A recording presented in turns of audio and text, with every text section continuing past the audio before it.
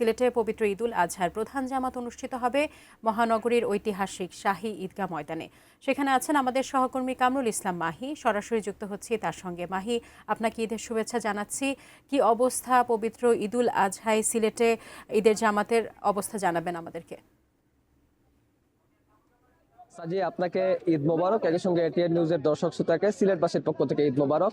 অল্প কিছুক্ষণ আগেই সিলেটের ঐতিহাসিক শাহী ঈদগাহ ময়দানের যে ঈদের প্রধান জামাত, সেই ঈদের প্রধান জামাতটি অনুষ্ঠিত হয়েছে এবং যখন ঈদের জামাত অনুষ্ঠিত হচ্ছিল তখন মুষলধারে বৃষ্টি হচ্ছিল। মুষলধারে বৃষ্টি অপেক্ষা করেই মুসল্লিরা, ধর্মপ্রাণ মুসল্লি যারা রয়েছেন তারা ঈদের জামাতটি আদায় করেছেন এবং ঈদের জামাত পরে মুসলিম উম্মার জন্য দোয়া প্রার্থনা করেছেন। এবং এই ঈদের জামাতে বাণিজ্য মন্ত্রী খন্দকার আব্দুল মুক্তাদির, প্রবাসী কল্যাণ ও বৈদেশিক কর্মসংস্থান ও শ্রমমন্ত্রী আরিফুল হক চৌধুরী এবং সিলেট সিটি কর্পোরেশনের প্রশাসক আব্দুল কাইম চৌধুরী সহ প্রশাসনের ঊর্ধ্বতন কর্মকর্তা কর্মচারী সহ কয়েক হাজার মানুষজন আসলে এই ঈদের জামাতে অংশগ্রহণ করেছেন এবং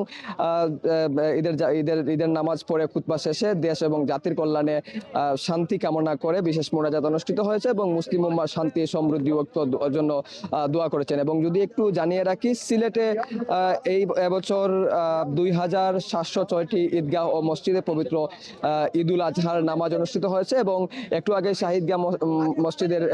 শাহীদগাহ ময়দানের ঈদের জামাত অনুষ্ঠিত হয়েছে এবং একই সঙ্গে শাহজালাল রহমতুল্লাহ আলাইহির মাজার প্রাঙ্গণ, শাহপুরান রহমতুল্লাহ আলাইহির মাজার সহ সিলেটের আরো যে গুরুত্বপূর্ণ যে ঈদের জামাতগুলো রয়েছে সেগুলো কিন্তু যথাযথ সময়ে কিন্তু নামাজ অনুষ্ঠিত হচ্ছে।